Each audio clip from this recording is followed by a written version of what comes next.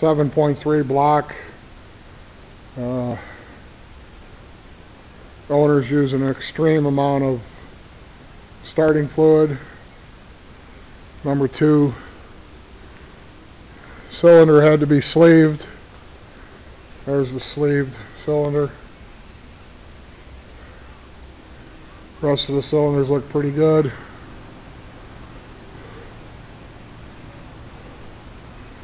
Got the pistons over here.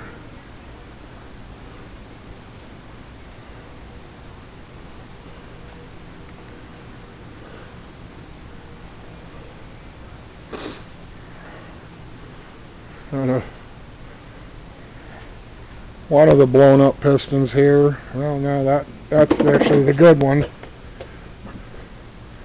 There's one with a hole in it.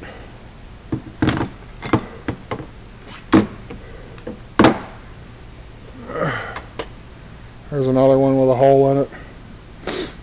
We have one that Fred has at his shop that blew it right out the side here, and that's the one that went into the cylinder wall.